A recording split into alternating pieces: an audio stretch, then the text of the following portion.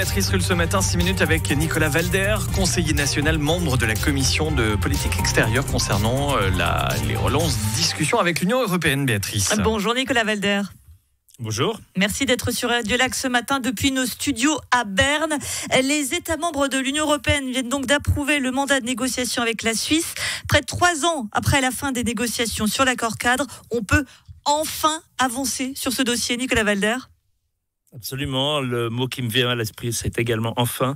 Ça fait 3 ans qu'on l'attend, mais c'est pas une surprise parce qu'on s'y attendait quand même, mais vraiment une grande joie de voir que à l'unanimité, les membres du Conseil ont soutenu ce nouveau mandat de négociation, que autant du côté suisse que du côté européen, on sent une motivation, vraiment un engagement pour faire aboutir ces négociations, et ça me remplit d'optimisme. Alors le problème avec le fameux accord cadre, c'était notamment la libre circulation des personnes, les salaires, les aides d'État. En quoi est-ce que la situation est différente aujourd'hui ? La situation est la même, mais on parle de bilatéral. Ah donc on est mal, si la situation est la même.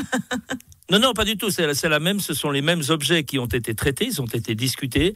Mais ces entretiens exploratoires ont permis déjà de clarifier certains points. Ils ont permis également à la Suisse d'obtenir certaines garanties de la part de l'Union européenne, comme la clause de non-régression, par exemple, qui est extrêmement importante, qui permet de garantir dans la durée des exceptions pour la Suisse. Et puis, cela permet aussi d'apporter des nouveaux accords à la Suisse, ce qui effectivement rend le paquet bilatéral 3 un peu plus sexy par rapport au paquet qui consistait uniquement à donner un cadre à notre voie bilatérale. Alors les syndicats, eux, ils ne sont pas véritablement emballés par cette reprise des négociations, notamment concernant la protection des salaires. Pierre-Yves Maillard, il s'est montré inflexible sur ce point, et on sait combien, il est têtu, 2, il est persuasif, Pierre-Yves Maillard. Absolument, et je pense que tout l'enjeu aujourd'hui, ça va être pour le Conseil fédéral non seulement de travailler aux négociations avec l'Union européenne, mais également de travailler aux négociations et de réunir les parties, et surtout de faire en sorte que, comme dans tous les paquets bilatéraux, les syndicats obtiennent quelque chose aussi de la part des milieux patronaux. Donc chacun va devoir un peu mettre de l'eau dans son vin, comme on dit, pour trouver une voie qui soit faisable. Je continue de penser que les syndicats, à la fin du chemin, reviendront à la raison, parce qu'ils savent très bien aussi que sans consolidation de la voie bilatérale, pour la Suisse, les coûts en termes d'emploi également vont être absolument terribles. C'est quand même notre premier partenaire économique, donc je pense que tout le monde reviendra à la raison en fin de compte, mais ça nécessite que le Conseil fédéral fasse son travail, c'est-à-dire qu'il arrive à convaincre les parties qu'un accord est possible. Donc il ne l'a pas fait, son travail jusqu'à présent, le Conseil fédéral, et Ignazio Cassis en particulier ? Le travail sur le plan intérieur, il ne l'a pas fait. La preuve, c'est que les fronts des opposants n'ont pas bougé. Et c'est évidemment là où on l'attend au tournant. Il doit convaincre aussi les syndicats de mettre de l'eau dans leur vin, mais aussi aux milieux patronaux de lâcher sur certains points en matière de législation interne, pour que les syndicats repartent avec finalement un paquet qui soit équilibré pour la protection des travailleurs et travailleuses. Justement, on a vu que c'était compliqué d'avoir un accord sur un paquet global.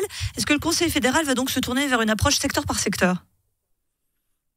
Écoutez, c'est possible qu'il le fasse, mais cela m'étonnerait. Je crois que les milieux syndicaux sont assez unis, donc je vois mal une solution où tel secteur obtienne quelque chose et tel autre pas. Par contre, effectivement, le fait, par exemple, qu'aujourd'hui, la fragilisation de certains droits des salariés affecte plus certains secteurs que d'autres, il se peut effectivement qu'on obtienne des protections supplémentaires pour certains secteurs, ce qui évidemment limiterait grandement les risques que fait courir un allègement des protections salariales. Alors, on se souvient quand même, il y a 3 ans, enfin quasiment 3 ans, le Conseil fédéral a mis fin aux négociations de manière assez brutale. Bruxelles n'a pas vraiment apprécié la méthode. Ça va quand même pas être simple de négocier maintenant. Non, mais ça fait quand même 2 ans maintenant qu'il y a des entretiens exploratoires. Donc les parties se rencontrent. On a bien exploré là au bout de 2 ans.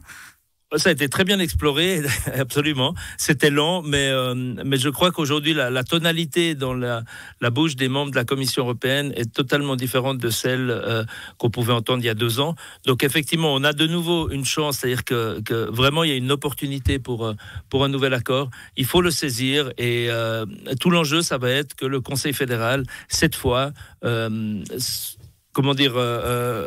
aille jusqu'au bout et puis soit sérieux dans les négociations et puis fasse preuve de courage aussi sur le plan interne pour défendre cet accord et avec l'Union européenne, ces bilatérales 3 qui sont éminemment importantes. Pour terminer, Nicolas Walder, on va le dire franchement, est-ce que la Suisse, elle a vraiment les moyens de refuser les exigences de l'Union européenne ? Vraiment ? Écoutez, lorsque vous négociez, quand vous négociez avec un groupe de 27 pays, effectivement, vous devez faire des concessions et la Suisse le sait. Je crois qu'il ne serait pas raisonnable de dire qu'on négocie sur un pied d'égalité. On ne le fait pas avec les États-Unis, on ne le fait pas non plus avec la Chine, on ne le fait pas, bien sûr, avec l'Union européenne. Mais la Suisse a obtenu beaucoup dans cet accord. L'Union européenne ne comprend pas toujours très bien ce que veut la Suisse. C'est évidemment aussi cela qui a dû être clarifié pendant ces 2 années. Et maintenant, la seule question qui se pose, c'est est-ce que le Conseil fédéral aura cette fois la force, le courage et la détermination pour empoigner ce dossier comme leurs prédécesseurs ont su le faire par le passé avec bilatéral 1 et bilatéral 2. Force et courage pour notre Conseil fédéral. Donc merci beaucoup Nicolas Walder, conseiller national vert, membre de la Commission de politique extérieure. Et on vous laisse filer au Parlement pour la session de printemps.